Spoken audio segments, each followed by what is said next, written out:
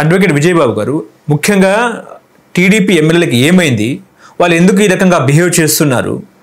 ఆముదాల వలస, శ్రీకాకుళం జిల్లా ఆముదాల వలస ఎమ్మెల్యేనేమో మహిళా ప్రిన్సిపాల్కి వేధింపులు, ఆయన మిడ్ నైట్ కాల్ చేసి వీడియో కాల్ చేయాలని చెప్పేసి కూడా ఆయన ఎవరైతే మహిళ ఉన్నారో ఆమె చెప్పడం జరిగింది. నేను ఆత్మహత్య యత్నం కూడా చేసుకుంది, ఆమె హాస్పిటల్ ట్రీట్మెంట్ జరుగుతూ ఉంది. ఇంకో ఎమ్మెల్యే అనంతపురం ఎమ్మెల్యేనేమో జూనియర్ ఎన్టీఆర్, ముఖ్యంగా జూనియర్ ఎన్టీఆర్నే బుడ్డా ఫకీర్ అని లకారంతో ఆయన సంబోధించిన భాషలో సంబంధించారు.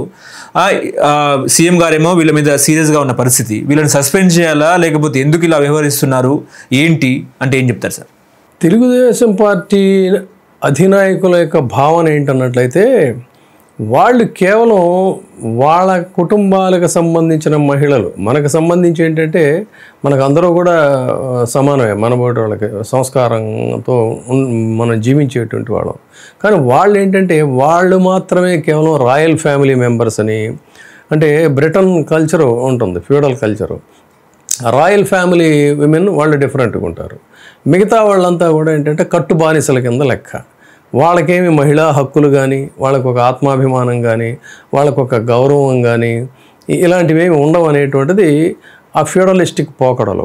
సో ఇక్కడ కూడా జరుగుతుంది ఏంటంటే పదే పదే పదే పదే మాట్లాడితే ఎక్కడ పడితే అక్కడ ఇదే మాట అంటారు, ఇలా అంటారా అలా అంటారా అది ఇది అని చెప్పని దాన్ని పట్టుకొని ఆ సాకుగా చూపించి అందరినీ చెతగొడుతున్నారు, సావబాతున్నారు, చట్టాలని చేతిలోకి తీసుకుంటున్నారు, ఇష్టారాజ్యం కింద చెలరైపోతా అదొక వంకగా చూపిస్తున్నారు.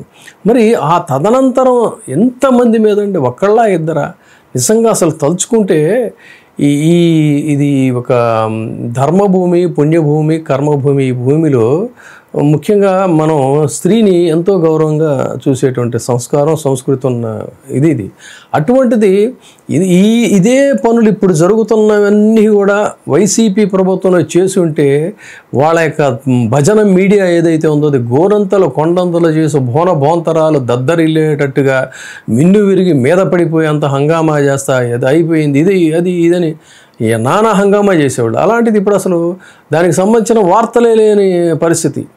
అది అసలు పెద్ద ఇష్యూయే కాదన్నట్టుగా. అంటేనే వేరే మహిళల పట్ల వీళ్ళకు ఉన్నటువంటి గౌరవం ఏంటనేది తెలుస్తుంది. తర్వాత కారు చవక పనికిమాలిన వెధవల్ని తీసుకొచ్చి వాళ్ళు ప్రజాప్రతినిధుల కింద నిలబెట్టడం వల్ల వచ్చిన ఈ దౌర్భాగ్య పరిస్థితి అనేది చెప్పాలి. ఆ వేవ్లో గెలిచారా, ఎలా గెలిచారా ఏంటనేది తర్వాత సంగతి. కానీ ప్రజాప్రతినిధి అనేటువంటి వాడు ఆ ప్రాంతానికి ఒక తండ్రి లాంటి వాడు. వాళ్ళందరినీ కూడా కన్న బిడ్డల్లాగా చూసుకోవాలి. ఒక హోందాతనం, మర్యాద, గౌరవం ఇవన్నీ ఉండాలి. గతంలో హనీ ట్రాప్ అంటారు. ఈ హనీ ట్రాప్ లాగా వైసీపీలో అప్పుడు అతను అప్పటికి మంత్రియో లేకపోతే శాసనసభ్యుడో తెలియదు కానీ ఒకళ్ళిద్దరు మంత్రులు అనుకోవచ్చు.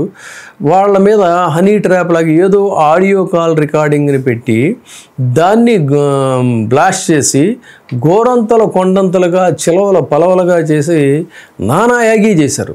కానీ ఇక్కడ స్పష్టంగా బాధితులే తెర మీదకు వచ్చి ఆత్మహత్యాయత్నం చేసుకుని, పైగా చదువుకున్న ఒక ప్రిన్సిపాల్ అంటే గురుదేవో భవ అని చెప్పని అంటాం మనం. పాపం ఆవిడ కష్టాల్లో ఉందంట, భర్తని కోల్పోయి మానసికంగా ఆవిడ ఏదో జీవనం గడుపుతూ ఉంటే వాళ్ళకి వీళ్ళు ఒక స్వావలంబనగా ఉండాల్సినటువంటి పరిస్థితుల్లో ఇంత అసహ్యకరమైనటువంటి చేష్టలకి చర్యలకి పాల్పడతాం. పైగా దాని గురించి అసలు ఆ రాష్ట్రంలో జరగనట్టే వ్యవహరించటం వీళ్ళు పాలకులు. ఇంకొక ఆవిడ పరిస్థితి ఇదే, వాడవడం ఇంకా వాడి వెకిల్ చేష్టలు. నేను అసలు అలాంటి నేను మాట్లాడను కూడా, నాకు ఇష్టం కూడా ఉండదు. కానీ బట్ అనివార్యంగా మనం ఇవాళ మాట్లాడుకోవాల్సిన పరిస్థితి వచ్చింది. ఇలాంటి నీచాతి నీచమైనటువంటి నికృష్టమైనటువంటి చర్యలు ఒకటి కాదు, రెండు కాదు. ఒక ప్రాంతానికి వెళితే పసిమగ్గల్ని చిదిమేసినటువంటి పరిస్థితి, దాని మీద ఇమీడియట్ యాక్షన్ ఉండదు.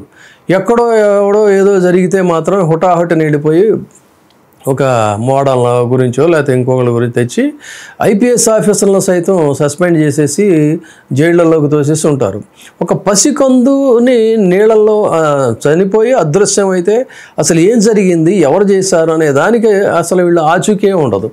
ఓట్లు కొల్లగొట్టుకోవటం కోసం సుగాలి ప్రీతి అని చెప్పని మాట్లాడి ఏదో పెద్ద కన్సర్న్ ఉన్నట్టుగా శుభ్రంగా ఓట్లు దండుకున్న తర్వాత పాలకులకు ఎంతసేపు పనండి దాని ఒక చిన్న ఇష్యూని టేకప్ చేసి చేయడానికి జస్టిఫికేషను పని అయిపోయింది. అదొక సాధనంగా వాడుకున్నారు, వదిలేసేసారు.